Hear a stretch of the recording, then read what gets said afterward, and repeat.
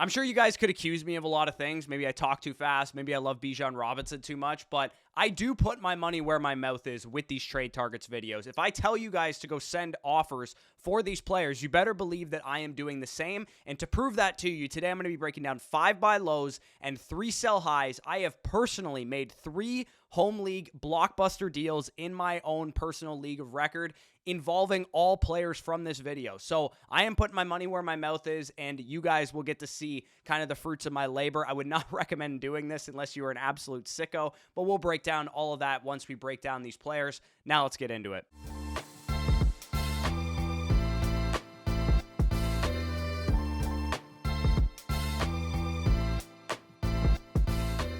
All right, so I'm going to start off by breaking down my 5 buy lows and my 3 sell highs, and then at the end of the video, I'll recap my own personal home league trades if you guys are curious what I actually paid for these players and all that kind of stuff. So the first buy low, and in my opinion, the biggest buy low in all of fantasy football right now is Calvin Ridley. And you guys can call this coping if you want, but let's examine Calvin Ridley's season so far in depth. 7 or more targets in 5 of 7 games so far for the Jacksonville Jaguars. In week 1, of course, we saw that monster performance. We all thought this guy was going to be a league winner. We thought he was going to be a top 5, top 10 wide receiver for the rest of the season.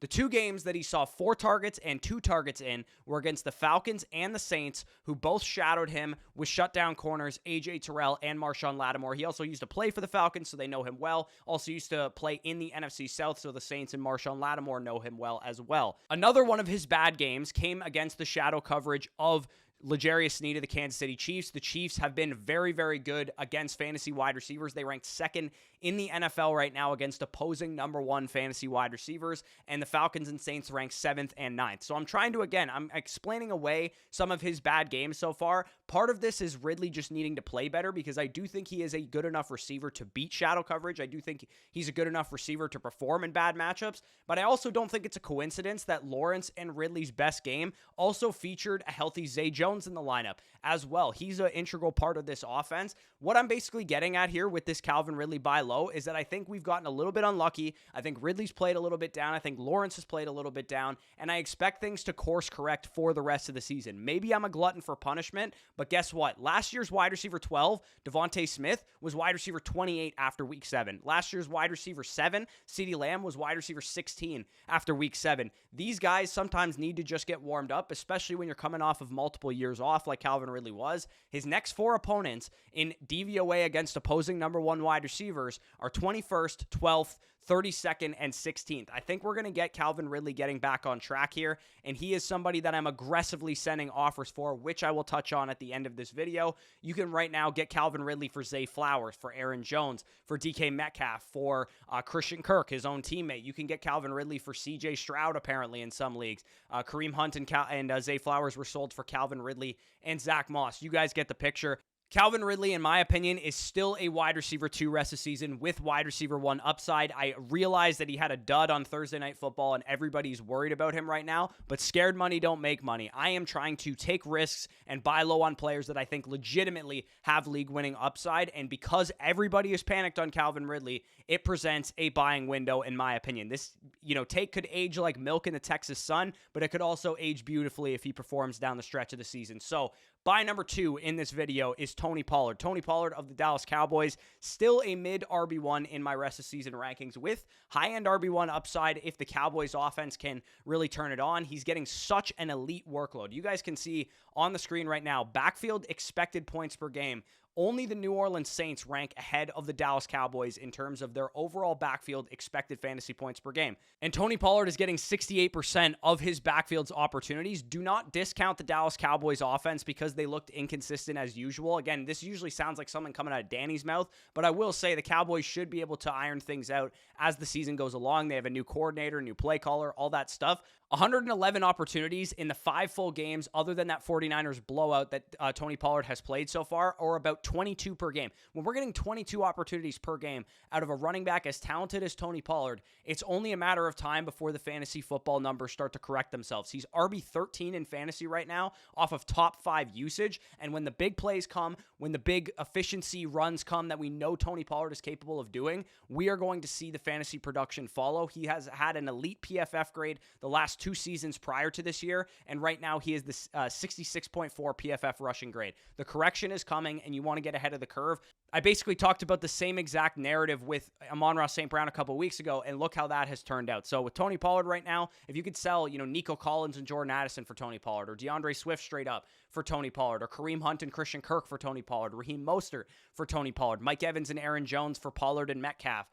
You could see another trade here with Rashee Rice and Dameon Pierce for Tony Pollard. Somebody was stupid enough to trade Zach Moss for Tony Pollard straight up. Kareem Hunt and DK Metcalf. Again, you guys get the picture. Those are just some example trades. And again, I will talk about my own Tony Pollard trade later on in this video. So buy number 3 is T. Higgins. T. Higgins, in my opinion, the number one sign that we are looking for that T. Higgins is back is Joe Burrow's health. And a bye week, a week off, another week to rest is a big indicator, is a big reason, and a big step in the right direction for Joe Burrow's calf injury. So with Joe Burrow coming back from this injury, if he looks like the Joe Burrow we were expecting week 1 of 2023, this Bengals offense will be a top 5 unit in the NFL. We know that when that happens, T. Higgins is a high-end wide receiver too. When the Bengals offense is humming, Jamar Chase is cooking, and we get some good advantageous matchups for Higgins because maybe Jamar Chase gets game planned out of a game or whatever. This is basically a bet on the bounce back of the Cincinnati Bengals offense.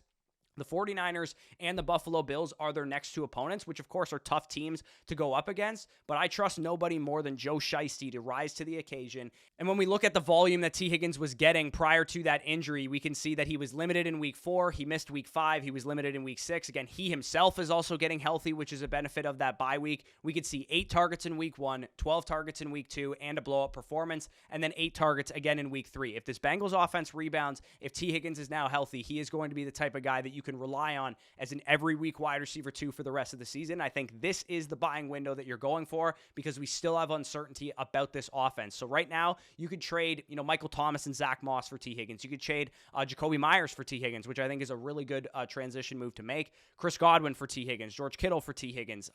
Chris Godwin and Darrell Henderson for T. Higgins. Jerick McKinnon was traded straight up for T. Higgins. T. Higgins and Calvin Ridley were acquired for Christian Kirk and Gus Edwards and Rashid Shaheed. You guys get the picture. T. Higgins is a guy that I'm absolutely buying. Again, I will also talk about him later on in this video.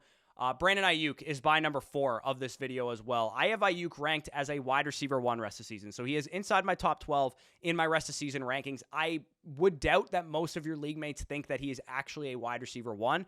Brock Purdy looked human in the last 2 games that we've seen him against the Browns and against the Vikings, and one of them being on primetime, of course, definitely points its way to people starting to doubt Brock Purdy. I'm seeing, Brock Purdy haters come out of the woodwork and say that he was never a good quarterback and this was only a matter of time. But Aiyuk is still the second highest graded wide receiver for PFF right now. So we have an elite talent on an elite offense that I don't expect to look like they did on Monday night most of the time.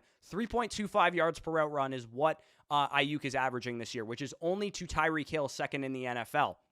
He's just had some bad luck with his performances, only scoring 2 touchdowns. He missed a game with a rib injury. He is earning a 29% target share on the best offense in the NFL, bar none, in my opinion. Maybe, a top 5 offense, debatably. He's also commanding a 50% air yard share of this offense. Let me repeat that. In the San Francisco 49ers offense, an offense that we expect to score 25, 30, 35 points a game, he's commanding nearly half of the air yards when Brock Purdy drops back. The real problem has been touchdowns. The real problem has been some kind of efficiency with Brock Purdy in the red zone as well. He also hasn't received an end zone target, Brandon Aiyuk, since week 1. And last time we saw him get some end zone targets, he was scoring touchdowns in week 1. I'm telling you guys, he is going to erupt down the stretch. He is only bound for a better performance going forward. If your resident Brandon Aiyuk manager has eyeballs, I'm sure they're not going to trade him because he looks outstanding. But I will say, even if it's a 90% discount that you're getting, if you're getting him for mid wide receiver 2 price tag instead of the low end wide receiver 1 that I think he is, try and tier up from guys like Christian Kirk, guys like Jordan Addison, guys like Jacoby Myers,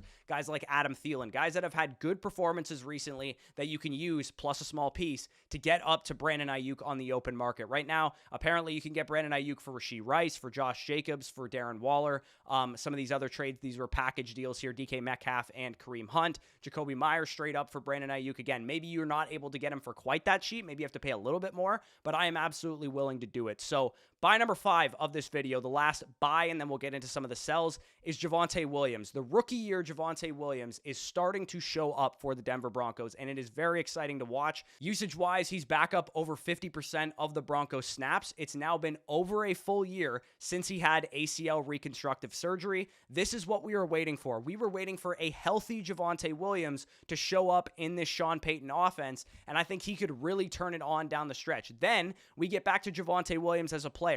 He has posted back-to-back 78 or better PFF rushing grades in week 6 and in week 7. He's forced 9 missed tackles on 25 carries. He's gone for 10 plus yards on 20% of those carries as well, and he's breaking contact at over a 4 yards per contact per attempt clip. The usage will meet the talent eventually, and it could be as soon as this week against Kansas City. He's performed well against them before. He had his breakout game as a rookie against Kansas City, and they're the type of team that you want to run against as opposed to pass against, because they've been really strong against the pass. So before the Javonte Williams game comes and he becomes, a rest of season RB2 or maybe even a low-end RB1, you want to get ahead of the curve. You could probably get Javonte Williams right now for bench pieces, for Rashee Rice, for Romeo Doubs, for guys like that, and I definitely want to be sending out offers if I can for Javonte Williams. So now let's get into the 3 sell highs of the video, and then I'll break down my own trades that I made in my home league. Remember, when we're selling high on players, it's not that we dislike the player rest of season. It's usually that we're defining what the player is. This guy's a wide receiver 2, this guy's a wide receiver 3, this guy's an RB2, whatever we think his usage, his talent, and his situation dictates, and then we're cross-referencing that with what our league mates might be thinking based on the box score, because a lot of your league mates are going to look at the box score, look at the fantasy production, and think a guy is one thing or another just based on those factors alone, and we know predictably that's not how things work. So if your league mates view them higher than you do, it means that they're a good sell high. And a perfect example of this is Christian Kirk, which again, I will talk about later on. I sold high on Christian Kirk this past week. I view Christian Kirk as a low-end wide receiver 2, high-end wide receiver 3 rest of season. I believe a lot of your league mates will really, really love Christian Kirk if you put him on the open market, because he's been so consistent that a lot of home league players really appreciate that, right? They want to just lock in a guy for 14 points in their fantasy lineups. My stance, as I talked about with Calvin Ridley, is that he's going to bounce back and he's going to retake this wide receiver 1 job, which could negatively impact Christian Kirk. So strike while the iron is hot, while people think that Christian Kirk is the guy to own in this receiver core. And that's exactly what I did, and I'll talk about that later on in the video. But right now, you could sell Christian Kirk and go buy low on Justin Jefferson if you're in a winning position. You could sell Christian Kirk for T. Higgins. You can sell him for Chris Olave. You can maybe use Christian Kirk plus a running back piece to get to Bijan Robinson, or to get to Tony Pollard, or to get to some of the other guys I've talked about so far in this video. So sell high number 2 is another guy that I think is overperforming relative to what he is. Courtland Sutton is definitely a solid option rest of season, don't get me wrong, but he is currently wide receiver 19 in points per game, and he's been pretty consistent, as has Christian Kirk, throughout this entire season, which the casuals absolutely can't stop, sending trades for. They love their consistent players. I think also the prospect that Jerry Jeudy might get traded from the Broncos will linger in people's minds to the point that they'll want to buy in on Courtland Sutton for that reason, thinking that they're getting a buy low, not a sell high. So Courtland Sutton is a guy that I'm putting on the open market. Go after T. Higgins. Go after Calvin Ridley. Go after Chris Olave. Go after Devontae Smith. Go after Jalen Waddle. Anybody in that wide receiver 2 range, Garrett Wilson, that I've already talked about, could be had for Courtland Sutton straight up potentially. Maybe you have to go Courtland Sutton plus a small bench piece that's performing like Deontay Foreman or something, and get up to one of those Higgins, Ridley, Olave, Devontae Smith type of options. So definitely send out some offers involving Courtland Sutton if you have him. Sell high number 3 on this list, and then we'll get into my personal trades, is Brian Robinson. The Commanders' offensive line is absolutely atrocious, and Sam Howell has been under duress pretty much this entire season. Brian Robinson has failed to record more than 10 carries in 2 of his last 3 games, and he saved the day last week with a touchdown, so you could kind of use that mirage to maybe sell high on him. When the Commanders are losing, it is not a good situation for Brian Robinson. We kind of know this every week on the Running Back Tier List show. I talk about how, Gibson gets the ball when they're down, and Brian Robinson gets the ball when they're up, and more often than not, they're losing. So with Brian Robinson, 4 of their next 6 opponents are the Eagles, the Seahawks, the Cowboys, and the Dolphins. We expect all of those games, probably, the Commanders will be losing, and also their other 2 games, the Patriots and Giants, are also really good run defenses. So we don't really have a favorable schedule for Brian Robinson coming up, which is why I think you should get out now while he just scored a touchdown and he's maybe elevated in people's minds. He's a low-end RB2, high-end RB3 RB3 rest of the season, that you can maybe get a mid RB2 price tag for a team that is in need of running backs. Maybe they lost David Montgomery or Devon A-Chain or something like that. Maybe you could sell Brian Robinson for T. Higgins. Maybe you could sell him for Chris Godwin. Maybe you could sell him plus a piece, get up to Brandon Aiyuk or get up to Tony Pollard, or maybe even just to Chris Olave or Devontae Smith or something like that. So definitely try and send out some offers there. Now let's get into the actual trades that I made. So again, at the beginning of this video, I told you guys, I put my money where my mouth is. If I'm telling you guys to trade for players, it means I'm doing it too. And I'm not always successful. Sometimes I go after these guys and some people don't want to trade these players because they know what I'm doing. But I made 3 trades in my home league in the span of the last 24 hours. And I would say, unless you're a complete sick degenerate like me, I probably wouldn't make this many trades because there's a chance that you're going to end up sacrificing value. But I consider myself knowing what I'm doing and knowing kind of the values of the players I'm giving away. So the first trade that got things kicked off, again, a little bit of team context here. The league is a 12-team PPR redraft format with a half-point first down bonus to running backs and to tight ends as well to help balance out the wide receiver dominance that we saw in our league last year. So running backs are a little bit more valuable in this league format. Basically, what I ended up doing was I traded Christian Kirk and Devon A-Chain for the Seahawks backfield, Kenneth Walker and Zach Charbonnet, and Josh Palmer. And the reason I made this trade was because as it currently stands, I was 3-4,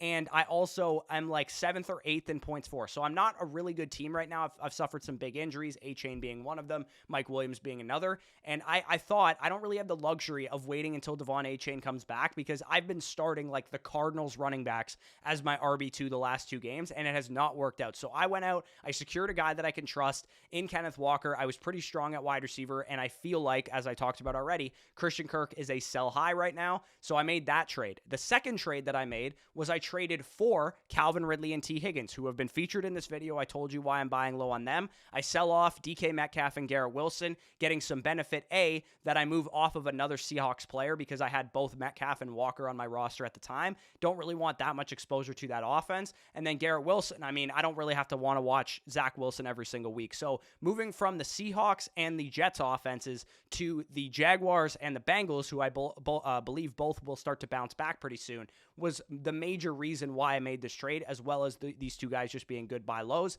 And then the final trade that I ended up making was just like 5 minutes before I started recording this. I traded for Tony Pollard, Drake London, and a little bit of fab dollars because I'm really low right now. I only have $10 left. And I send away Josh Palmer, Tyler Algier, and Kenneth Walker. And basically, trade number 1 and trade number 3 involved a lot of the same players, but the net result ended up being that I traded away Christian Kirk, Devon A-Chain, and Tyler Algier and received Tony Pollard, Drake London, and $10 in fab as the net of 2 trades. So again, let me know what you guys think of the trades down below. Hopefully I explained my rationale. Like I said, I was 3-4, not a very productive team so far. I needed to do something to make my team a little bit better, project a little bit favorably long term. And the reason I decided to move Walker for Pollard is because I like Pollard a little bit better from a usage standpoint, from an offensive standpoint, and also his schedule is a little bit better rest of season. I am faced with the dilemma right now that I have both Drake London and Kyle Pitts, so I'm probably going to try and move off of Kyle Pitts if I can for a different tight end of a similar value because I don't really want to rely on the Atlanta Falcons passing game for 2 players. But again, let me know if you guys enjoyed this video. Leave a like if you did. Subscribe to the channel if you guys are new around here. If you want access to my rest of season rankings, to Danny's rest of season rankings, so you can make your own informed trades so that you can define exactly what these players are, at least in our opinion.